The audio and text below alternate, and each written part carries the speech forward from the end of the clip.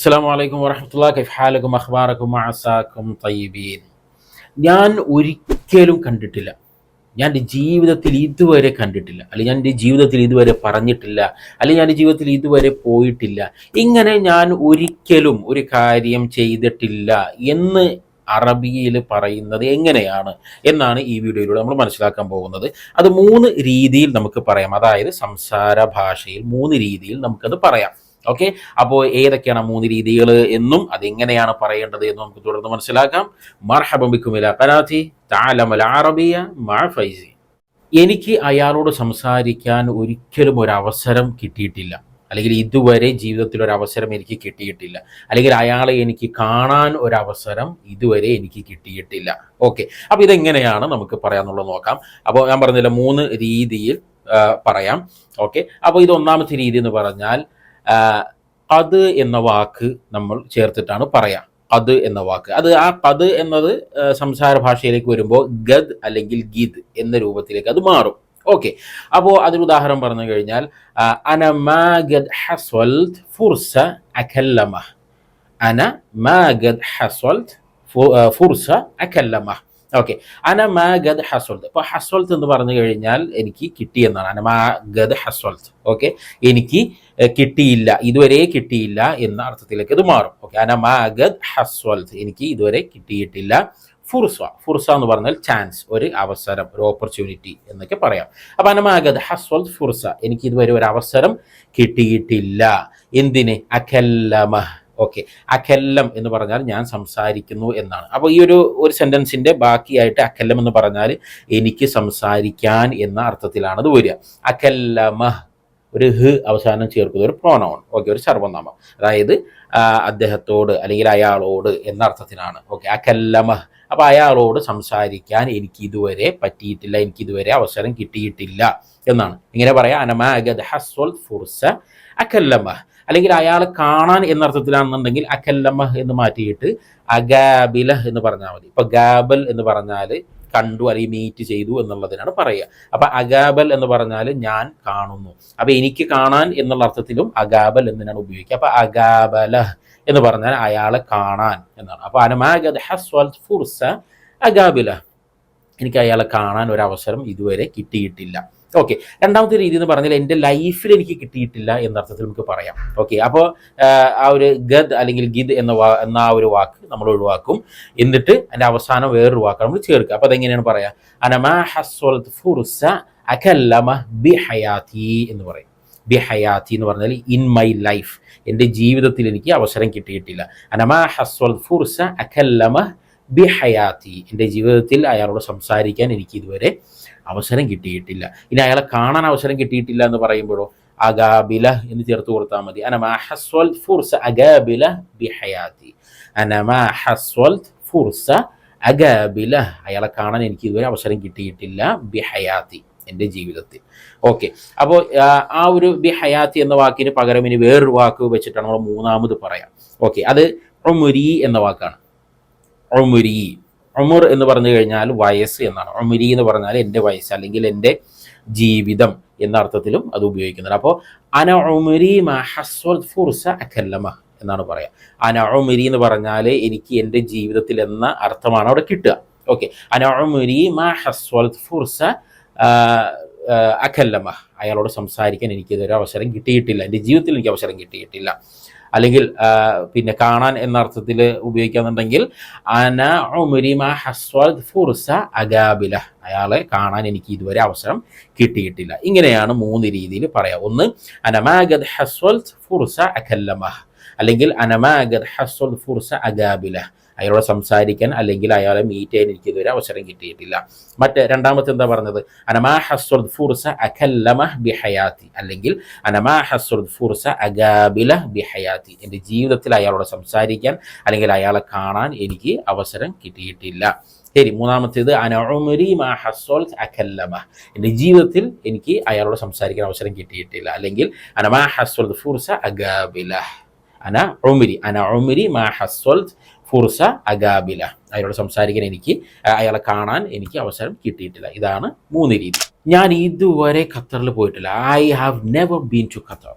ഇതുവരെ ഖത്തറിൽ പോയിട്ടില്ല. അപ്പോൾ ഇത് നമുക്ക് വേണമെങ്കിൽ 4 രീതിയിൽ പറയാം. ഓക്കെ, അപ്പോൾ ഒന്നാമത്തെ രീതി അന മാ ഗദ് റഹ്ത് ഖത്തർ. അന മാ ഗദ് റഹ്ത് ഖത്തർ, ഞാൻ ഖത്തറിൽ ഇതുവരെ പോയിട്ടില്ല എന്നായി. ഓക്കെ, അന മാ ഗദ് റഹ്ത്, അന മാ ഗദ് റഹ്ത്. ഇപ്പോൾ അന റഹ്ത് എന്ന് പറഞ്ഞാൽ ഞാൻ പോയി എന്നാണ്. അപ്പോൾ അനമാ റുഹ്ത് എന്ന് പറഞ്ഞാൽ ഞാൻ പോയില്ല. അപ്പോൾ അനമാ ഗദ് റുഹ്ത് എന്ന് പറഞ്ഞാൽ ഞാൻ പോയിട്ടില്ല എന്നർത്ഥത്തിലാണ്. അപ്പോൾ അനമാ ഗദ് റുഹ്ത് ഖത്തർ, ഞാൻ ഖത്തറിൽ ഇതുവരെ പോയിട്ടില്ല. രണ്ടാമത്തെ രീതി എന്താണ്? അനമാ റുഹ്ത് ഖത്തർ ബി ഹയാത്തി, എൻ്റെ ലൈഫിൽ ഞാൻ പോയിട്ടില്ല എന്നായി. അനമാ റുഹ്ത് ഖത്തർ ബി ഹയാത്തി. ഓക്കെ, മൂന്നാമത്തെ രീതി എൻ്റെ ലൈഫിൽ ഞാൻ പോയിട്ടില്ല എന്ന് തന്നെയാണ്. അതിന് വേറെ വാക്ക് ഉപയോഗിക്കുന്നത് എന്താണ്? അന ഉംരി മാ റുഹ്ത് ഖത്തർ, അന ഉംരി മാ റുഹ്ത് ഖത്തർ, എൻ്റെ ലൈഫിൽ ഞാൻ ഖത്തറിൽ പോയിട്ടില്ല. നാലാമത്തെ രീതി എന്ന് പറഞ്ഞാലും വലാ മറ അന റുഹ്ത് ഖത്തർ എന്ന് പറയും. വലാ മറ, ഒരു തവണ പോലും എന്നർത്ഥത്തിലാണ്. വലാ മറ അന റുഹ്ത് ഖത്തർ, ഞാൻ ഒരു തവണ പോലും ഖത്തറിൽ പോയിട്ടില്ല. വലാ മറ അന റുഹ്ത് ഖത്തർ. അപ്പോൾ 4 രീതി ഏതൊക്കെയാണ്? അന മാ ഗദ് റുഹ്ത് ഖത്തർ, അന മാ റുഹ്ത് ഖത്തർ ബി ഹയാത്തി, അന ഉംരി മാ റുഹ്ത് ഖത്തർ, വലാ മറ അന റുഹ്ത് ഖത്തർ. ആ ഒരു ഇൻസിഡൻറ്റിന് ശേഷം അല്ലെങ്കിൽ ആ ഒരു സംഭവത്തിന് ശേഷം അവൾ എന്നോട് സംസാരിച്ചിട്ടേയില്ല എന്നാണ്. ഓക്കെ, അപ്പോൾ അവൾ എന്നോട് സംസാരിച്ചു എന്നുള്ളതിന് എന്താണ് പറയുക? അവൾ സംസാരിച്ചു എന്നുള്ളതിന് കല്ലമത്ത് എന്നാണ് പറയുക. കല്ലമത്ത് അല്ലെങ്കിൽ ഹിയ കല്ലമത്ത് എന്ന് പറയാം. അവൾ എന്നോട് സംസാരിച്ചു എന്ന് പറയാൻ ഹിയ കല്ലമത്നി എന്ന് പറയാം. ഹിയ കല്ലമത്നി, അവൾ എന്നോട് സംസാരിച്ചു. ഇനി അവൾ എന്നോട് സംസാരിച്ചില്ല എന്നെങ്ങനെ പറയാം? ഒരു മാ ചേർത്ത് കൊടുക്കും. ഹിയ മാ കല്ലമത്നി, ഹിയ മാ കല്ലമത്നി എന്ന് പറഞ്ഞാൽ അവൾ എന്നോട് സംസാരിച്ചില്ല. ഹിയ മാ കല്ലമത്നി. ഓക്കെ, അപ്പോൾ അവൾ എന്നോട് സംസാരിച്ചിട്ടേയില്ല, അതായത് ഇതുവരെ സംസാരിച്ചില്ല എന്നർത്ഥത്തിൽ നമ്മൾ നേരത്തെ പറഞ്ഞ പോലെ ഗദ് എന്ന വാക്ക് ചേർത്ത് കൊടുക്കുന്നു. അപ്പോൾ ഹിയ മാ ഗദ് കല്ലമത്നി എന്ന് പറയാം. ഹിയ മാ ഗദ് കല്ലമത്നി. ഓക്കെ, അവൾ എന്നോട് സംസാരിച്ചിട്ടേയില്ല.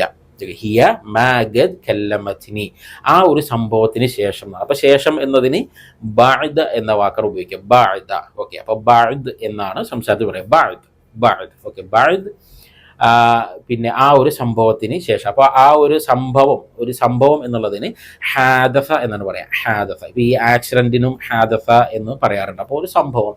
ഓക്കെ, ഹാദസ. അപ്പോൾ ഈ പിന്നെ ആ സംഭവം എന്ന് പറയാനായിട്ട് ഇപ്പോൾ അത് ഇത് എന്നതിനൊക്കെ അറബിയിൽ ഉപയോഗിക്കുന്ന വാക്കുകളുണ്ട്. ഇപ്പോൾ ഹാദ, ഹാദിഹി, ഈ 2 വാക്കുകളാണ് ഇത് എന്നുള്ളതിന് പറയാം. ഓക്കെ, ഇത് എന്നുള്ളതിന്. ഇനി അത് എന്നുള്ളതിന് ദാലിക തിൽക എന്നാണ് പറയാം. ഓക്കെ, ദാലിക തിൽക.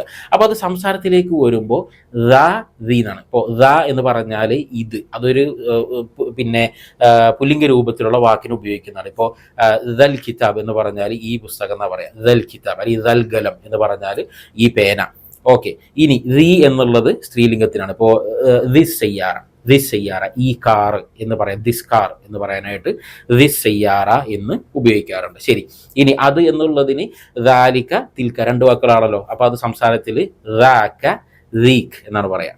ഓക്കെ, ദാക് ദീഖ് അങ്ങനെ പറയാം. ഇപ്പോൾ ദാക്കൽ ബൈറ്റ്, ആ വീട്. ഓക്കെ, ദാറ്റ് ഹൗസ് എന്ന് പറയാനായിട്ട് ദാക്ക് എന്ന് പറയാം. ദാക്കൽ ബൈറ്റ്. മറ്റൊന്നെന്താണ്? ദീഖ് എന്നാണ് ഉപയോഗിക്കുക. ദീഖ്. അപ്പോൾ ദീഖ സയ്യാറ, ദീഖ സയ്യാറ, ആ കാർ എന്നാണ് ഉദ്ദേശിക്കുന്നത്. ദീഖ സയ്യാറ, ആ കാർ എന്നുള്ളത്. ഓക്കെ, അപ്പോൾ ഇവിടെ എന്താണ്? പിന്നെ ആ സംഭവത്തിന് ശേഷം എന്നുള്ളതിനാണ് പറയുക. അപ്പോൾ ആ സംഭവം എന്നുള്ളതിന് ദാറ്റ് എന്നുള്ളതിന് എന്താണ് നമ്മൾ ദാക്ക് ദീഖ് എന്നുള്ളത്. ഇനി ഹാദസ എന്നുള്ളത് അതൊരു സ്ത്രീലിംഗ രൂപത്തിലുള്ള വാക്കാണ്. അപ്പോൾ അതുകൊണ്ട് ദീഖ് എന്നാണ് പറയാം. ഓക്കെ, അപ്പോൾ ബഅദ് ദീഖ് അൽ ഹാദിസ എന്ന് പറയാം. ബഅദ് ദീഖ് അൽ ഹാദിസ. ഓക്കെ, അത് ചേർത്ത് പറയുമ്പോൾ ദീഖ് അൽ ഹാദിസ, ദീഖൽ ഹാദിസ അല്ലെങ്കിൽ ഹാദസ, 2 രീതിയിലും പറയാം. അപ്പോൾ ബഅദ് ദീഖൽ ഹാദസ, ആ ഒരു സംഭവത്തിന് ശേഷം. അപ്പോൾ ഹിയ മാ ഗദ് കല്ലമത്നി, ഹിയ മാ ഗദ് കല്ലമത്നി, അവൾ എന്നോട് സംസാരിച്ചിട്ടേയില്ല. ബഅദ് ദാക്കൽ ഹാദസ, ആ ഒരു സംഭവത്തിന് ശേഷം. ഇത് മറ്റൊരു രീതിയിൽ പറയാം.